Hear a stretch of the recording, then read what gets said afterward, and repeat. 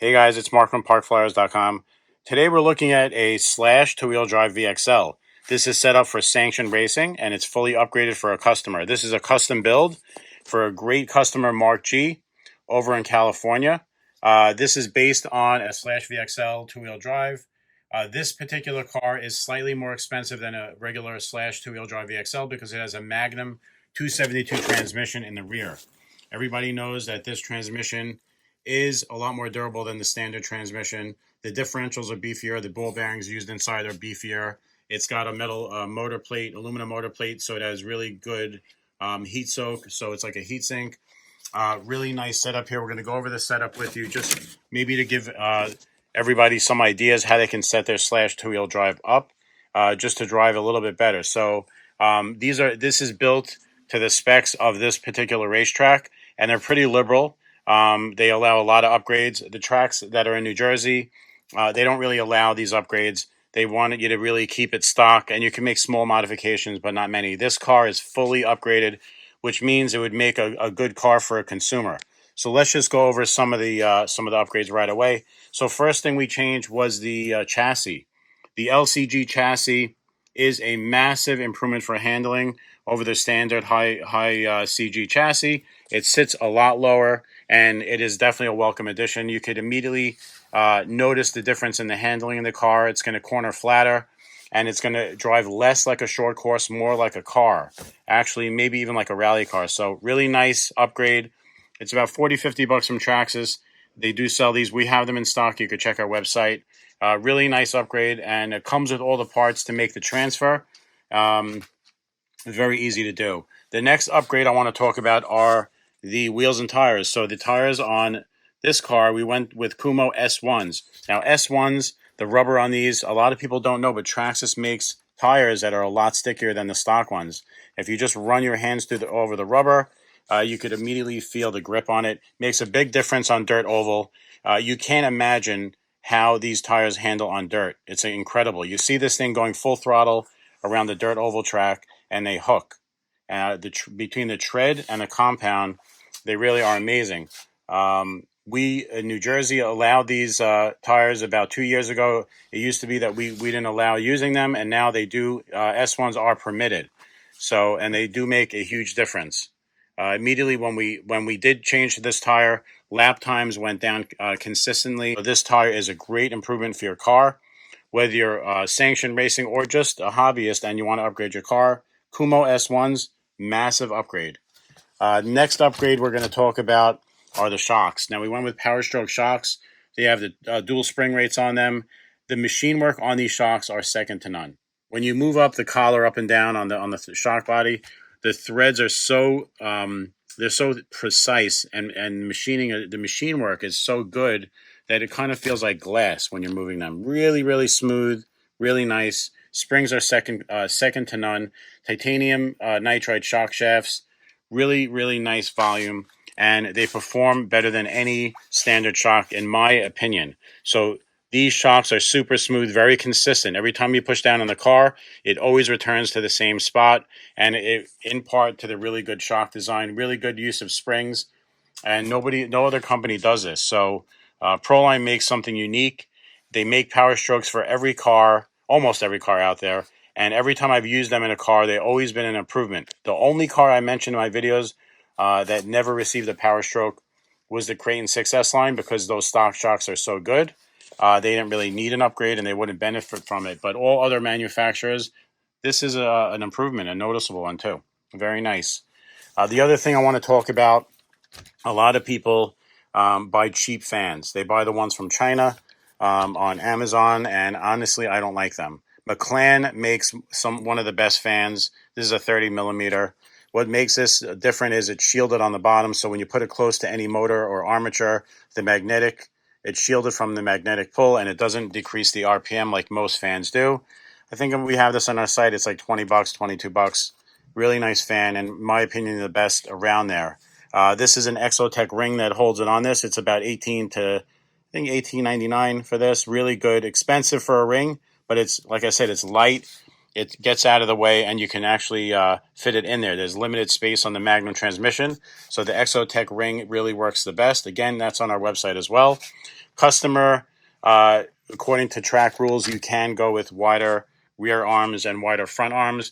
We chose the RPM extended arms for the front, and then we use the Rustler arms for the rear, which are wider than the regular slash arms. Overall, you have a wider stance. Car is more planted, drives more solid. It's nice. It's a unique experience to drive this. After setting it up, I took it out for a quick rip, and it was really nice to see how planted it felt. It was really nice. For the steering servo, we went with Savox SC0252 MG Metal Gear. Better centering than the stock 2075 servo that comes with the slash. It has metal gears in it, so it's going to be more durable. Overall, it's a quicker and more durable servo. A lot of racers in New Jersey for the Mud Boss, they use that servo because it's the only one allowed. I chose to use this for the customer just because it doesn't break the bank. It's around $40, and it really is better than 2075. For connectors, we went with the IC5s. They have twice the surface area of a Traxxas connector, and they're much more reliable. They're very easy to solder.